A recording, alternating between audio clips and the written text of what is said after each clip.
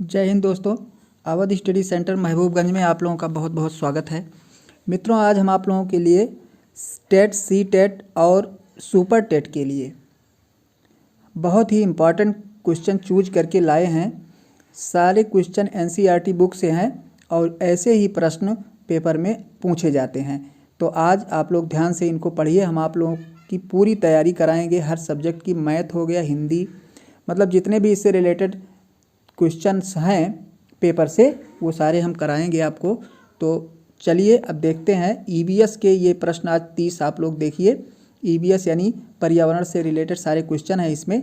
तो चलिए देखते हैं पहला क्वेश्चन। पहला क्वेश्चन आप लोगों के सामने है, पृथ्वी के चारों ओर वायु के घेरे को कहते हैं। यानी पृथ्वी के चारों ओर जो एक वायु का घेरा है उसको किस नाम से जानते हैं। पहला ऑप्शन आप लोगों के पास है सौरमंडल, दूसरा है वायुमंडल, तीसरा है जलमंडल, चौथा है स्थलमंडल।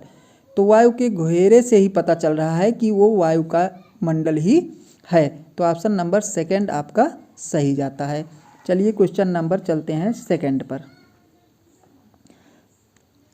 दूसरा प्रश्न है, छोटे जंतु बड़े होते हैं, यानी जो छोटे छोटे जंतु होते हैं वो बढ़ते हैं, उन किस टाइप से उनकी वृद्धि होती है, बढ़ते हैं वो, ये बताना है आपको।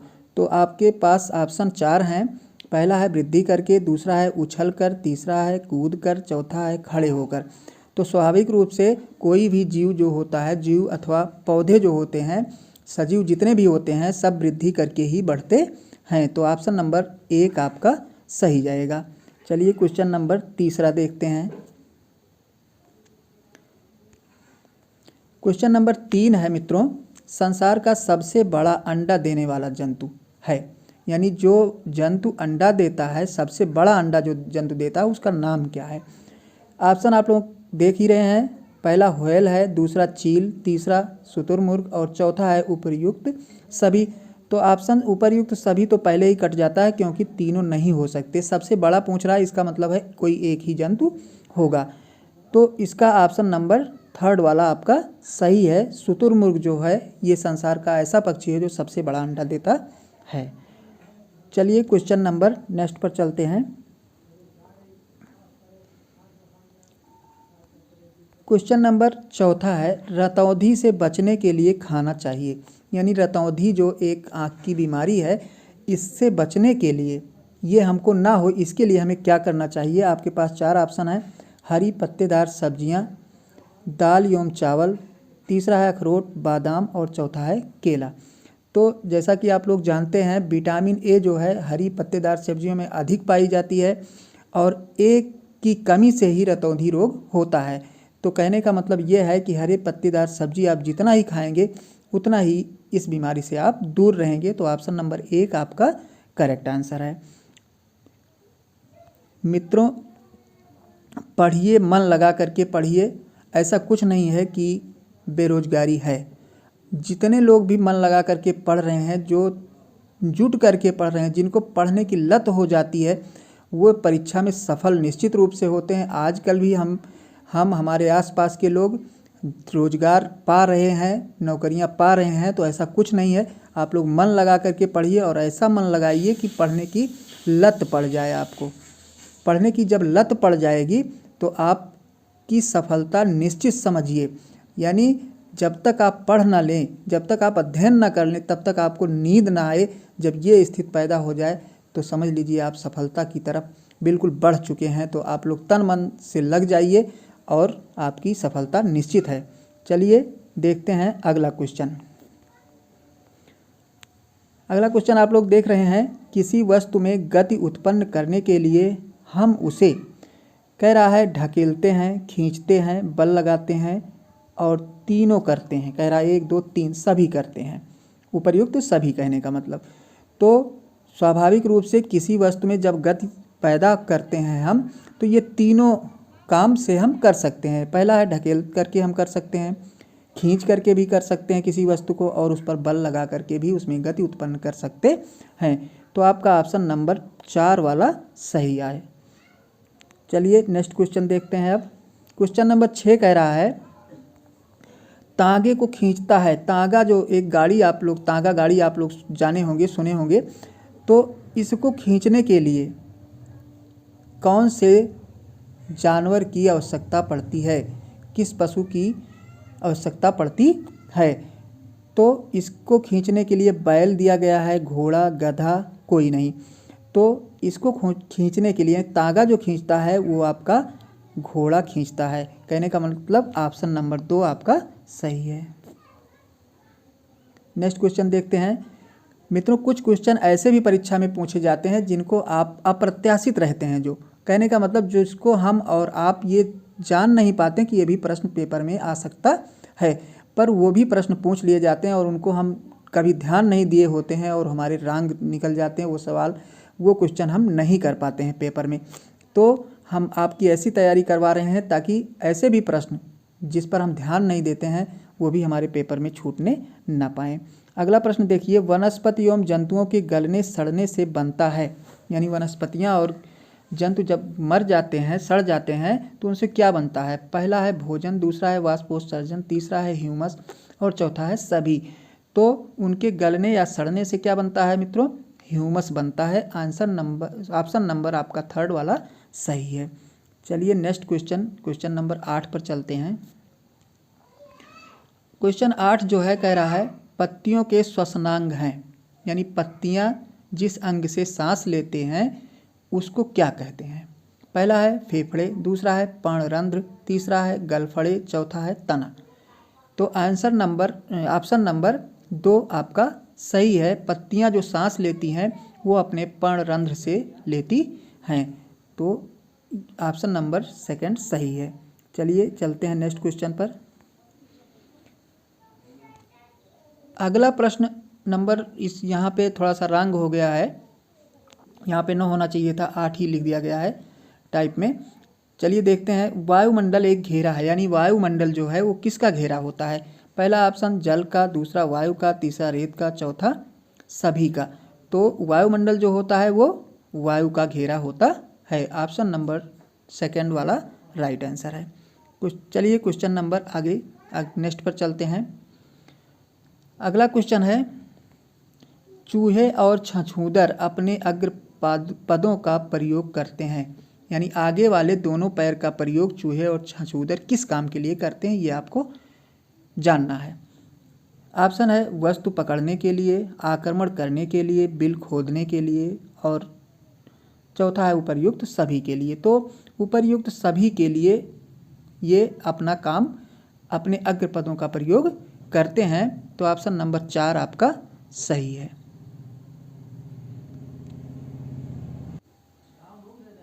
अगला क्वेश्चन देखते हैं। रक्त नलिकाएं वायु से सोखती है, यहाँ पे से होना चाहिए, वायु से सोखती है मतलब वायु से क्या लेती हैं? रक्त नलिकाएं जो हैं वो वायु से कौन सी गैस ग्रहण करती हैं?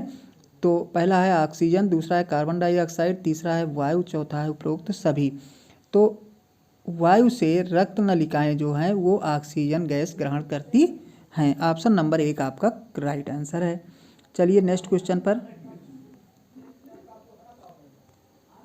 क्वेश्चन नंबर 11 है। हमारे देश में जंतुओं की लगभग प्रजातियां पाई जाती हैं, यानी हमारे देश में जो है जंतु जो हैं उनकी कितनी प्रजातियां पाई जाती हैं? लगभग आसपास आपको बताना है। कह रहा है 60,000, फिर है 7,000, फिर है 15,000 और फिर है 3,000।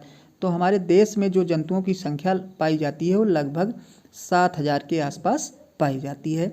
याद रखने योग्य तथ्य है मित्रों, ये सब आप लोग करेक्ट याद करते चलिए। अगला प्रश्न देखते हैं। बच्चों को रिकेट्स रोग होने पर क्या देना चाहिए? ये क्या है?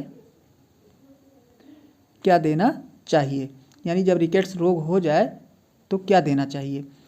कह रहा vitamin C, vitamin A, vitamin B और चौथा कह रहा है फल। तो रिकेट्स रोग जो होता है मित्रों वो विटामिन डी की कमी से होता है और इसमें विटामिन डी दिया नहीं गया है। इसका मतलब ये है फल में जो है विटामिन डी भी मिलता है, तो हम उनको फल दे सकते हैं। ऑप्शन के हिसाब से आपका राइट आंसर 4 होगा। चलिए अगला क्वेश्चन देखते हैं। अब अगला प्रश्न है, किस क्षेत्र में सूर्य की किरणें तिरछी पड़ती हैं? यानी कौन सा ऐसा क्षेत्र है जहाँ पर सूर्य की किरण जो होती है वो तिरछी पड़ती है, सीधी नहीं पड़ती है? पहला है मैदानी भाग, दूसरा ध्रुवीय क्षेत्र, तीसरा है रेगिस्तानी और चौथा है पर्वतीय। तो इसका राइट आंसर जो है वो होगा सेकंड वाला, ऑप्शन नंबर 2 जो है सही है। ध्रुवीय क्षेत्रों में सूर्य की किरणें तिरछी पड़ती हैं, उत्तरी ध्रुव और दक्षिणी ध्रुव यानी दोनों ध्रुवीय क्षेत्र जो हैं वहाँ पर सूर्य की किरणें सीधी नहीं पड़ती हैं। नेक्स्ट क्वेश्चन देखते हैं। अगला क्वेश्चन कह रहा है, ध्रुवीय बर्फ की टोपी किसे कहा जाता है? यानी ध्रुवीय बर्फ की टोपी जो है किसे कहा जाता है ये आपको बताना है। पहला है ग्रीनलैंड, दूसरा है जम्मू कश्मीर, तीसरा है अंटार्कटिका और चौथा है ऑस्ट्रेलिया। तो ग्रीनलैंड जो है इसे ध्रुवीय बर्फ की टोपी कहा जाता है। ऑप्शन नंबर 1 आपका राइट आंसर है। नेक्स्ट क्वेश्चन देखते हैं। पृथ्वी के आंतरिक भाग में कितनी परतें पाई जाती हैं? आपको बताना है। ऑप्शन आप लोगों के पास सामने है। एक में कह रहा है 4, दूसरे में 3, तीसरा ऑप्शन है 5 कह रहा है और चौथे ऑप्शन में 1।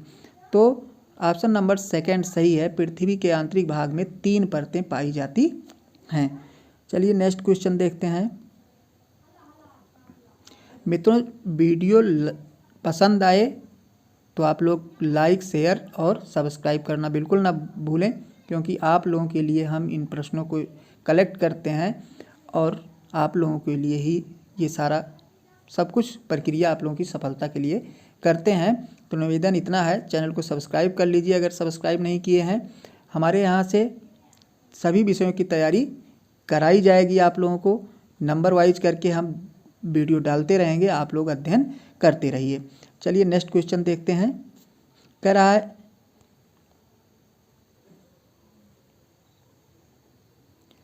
अगला प्रश्न कह रहा है, मानव शरीर में कितनी जोड़ी पसलियाँ पाई जाती हैं? यानी कितनी जोड़ी पसलियाँ होती हैं? तो ऑप्शन नंबर सेकंड आपका सही है। 12 जोड़ी पसलियाँ पाई जाती हैं। यानी मानव शरीर में कुल 12 जोड़ी पसलियाँ पाई जाती हैं। चलिए नेक्स्ट क्वेश्चन देखते हैं। अब सभी पौधों एवं जंतुओं को स्वास्थ्य और पोषण के लिए चाहिए। यानी जंतु और पौधे दोनों की बात यहाँ पे कर रहा है, किसी एक की बात नहीं है। दोनों में आप लोगों को देखना है, जो कॉमन चीज़ें हैं जो दोनों के लिए आवश्यक है वही ऑप्शन हमारा करेक्ट होगा। तो पहला कह रहा खनिज, दूसरा मिट्टी, तीसरा रसायन, चौथा कीटनाशक। मिट्टी कैंसिल हो जाती इसलिए क्योंकि जंतुओं के लिए पौधों के लिए मिट्टी तो ज़रूरी है, पर जंतुओं के लिए मिट्टी की आवश्यकता नहीं है, उनके पोषण में किसी काम की नहीं है। तीसरा रसायन है, रसायन भी कैंसिल है क्योंकि ये पौधों के लिए ज़रूरी है पर जंतुओं के लिए नहीं। चौथा है कीटनाशक, ये भी जो है पौधों के लिए तो ठीक है, मतलब कीटनाशक है तो जंतुओं पर जो पौधों पर जो कीट वगैरह लगेंगे उनको तो साफ करेंगे, पर ये जंतुओं के लिए ठीक नहीं है। तो सब मिला करके खनिज जो है ये आपका राइट आंसर होगा। ये जंतुओं और पौधों दोनों के लिए आवश्यक होता है। तो राइट आंसर आपका ऑप्शन नंबर 1 है। नेक्स्ट क्वेश्चन देखते हैं। 20वां है, कह रहा है पौधे श्वसन क्रिया में गैस लेते हैं। यानी जब श्वास की क्रिया करते हैं, श्वास लेने की क्रिया करते हैं पौधे, तो कौन सी गैस ग्रहण करते हैं ये आपको बताना है। कार्बन डाइऑक्साइड कह रहा है, ऑक्सीजन, मीथेन, वाष्प। तो आपका राइट आंसर होगा ऑक्सीजन, क्योंकि जितने भी जीवधारी हैं सब सांस की प्रक्रिया में, सांस लेने की प्रक्रिया में, श्वसन की प्रक्रिया में सदैव ऑक्सीजन ही ग्रहण करते हैं और कार्बन डाइऑक्साइड निष्कासित करते हैं। तो आपका राइट आंसर होगा ऑप्शन नंबर 2। नेक्स्ट क्वेश्चन देखते हैं। ग्रीन हाउस है, यानी ग्रीन हाउस आप लोगों ने नाम सुना होगा, वो उसको किस चीज़ को हम ग्रीन हाउस कहते हैं ये आपको बताना है। ऑप्शन है आपके पास मछली घर, दूसरा है हरा घर, तीसरा है अधिक ठंडा व कांच का घर जिसमें पौधे को रखा जाता है। तो ऑप्शन नंबर आपका ही थर्ड वाला सही है, इसी को ग्रीन हाउस कहते हैं। यानी अधिक ठंडा और कांच का घर होता है एक, जिसमें पौधों को रखा जाता है। ये ऑप्शन आपका राइट आंसर है। नेक्स्ट क्वेश्चन पर चलते हैं। क्वेश्चन नंबर 22 कह रहा है अपने जैसे छोटे सजीवों को जन्म देना कहलाता है। यानी कोई भी सजीव जब अपने ही आकार प्रकार अपनी ही जाति के बच्चे को जन्म देता है तो इस प्रक्रिया को क्या कहते हैं? पहला है निषेचन, दूसरा है वाष्पन, तीसरा है प्रजनन और चौथा है सभी। तो ये कहलाता है प्रजनन। यानी जब अपनी ही जात के जीव जंतु अपने ही जात के किसी बच्चे को जन्म देते हैं, इस क्रिया को कहा जाता है प्रजनन। नेक्स्ट क्वेश्चन देखते हैं।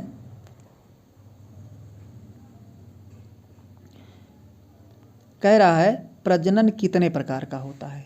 यानी उसी से मिलता जुलता भी है, प्रजनन कितने प्रकार का होता है? पहला ऑप्शन कह रहा 2 प्रकार का, दूसरा ऑप्शन 4 प्रकार का, तीसरा 3 प्रकार का और चौथा है 5 प्रकार का। तो प्रजनन 2 प्रकार का होता है। नंबर 1 होता है प्राकृतिक प्रजनन और नंबर 2 होता है कृत्रिम प्रजनन। तो ये 2 प्रकार के प्रजनन होते हैं। तो आपका राइट आंसर होगा ऑप्शन नंबर 1। चलिए नेक्स्ट क्वेश्चन देखते हैं। अगला प्रश्न है बीज की सुरक्षा के लिए ऊपरी बाहरी आवरण कहलाता है। यानी बीज आप लोग किसी भी पेड़ पौधे का बीज जो आप लेते हैं उसका बाहरी आवरण जो होता है उसको क्या कहा जाता है, यही आपको बताना है। पहला ऑप्शन है बीज पत्र, दूसरा ऑप्शन है प्रांकुर, तीसरा है बीजावरण और चौथा है कवच। ये बीजावरण है,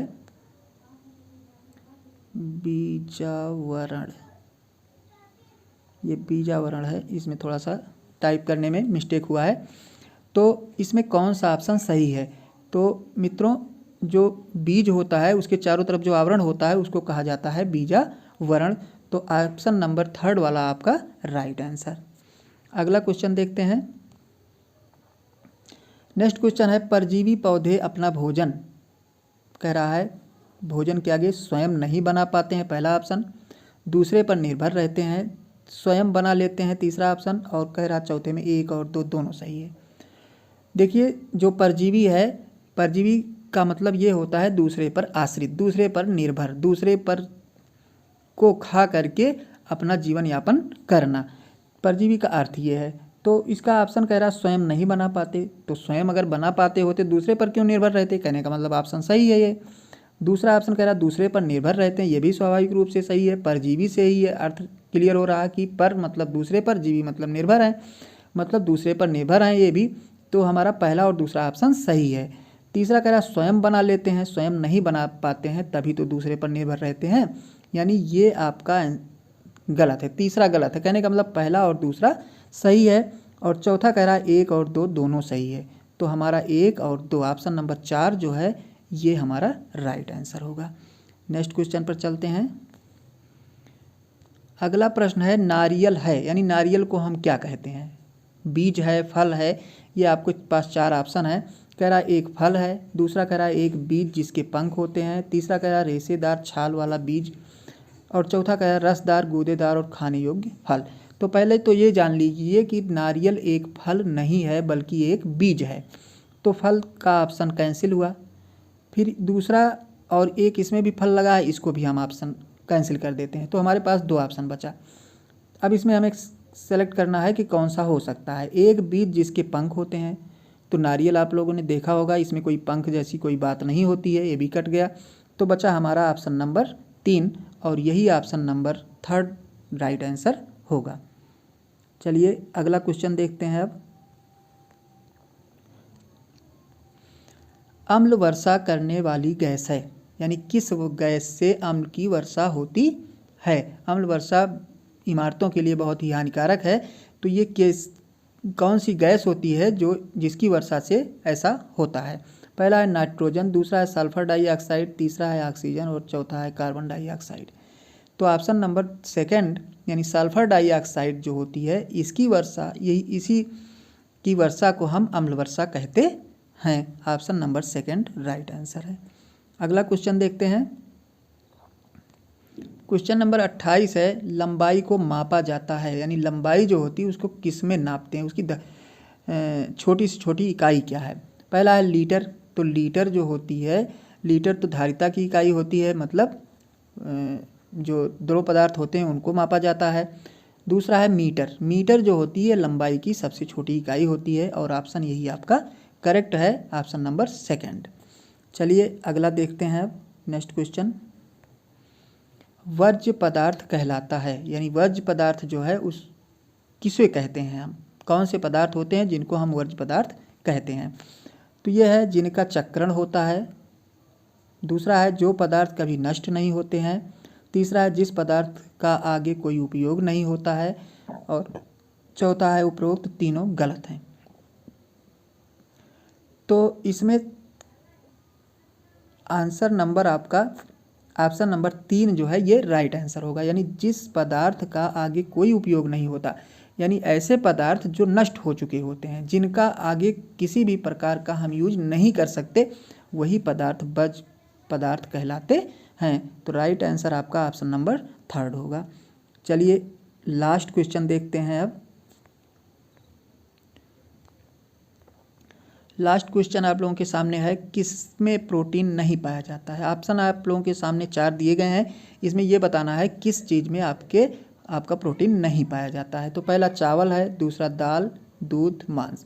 तो चावल, दाल, दूध और मांस में तो प्रोटीन पाया जाता है, पर चावल में प्रोटीन नहीं पाया जाता। तो ऑप्शन नंबर 1 आपका राइट आंसर होगा।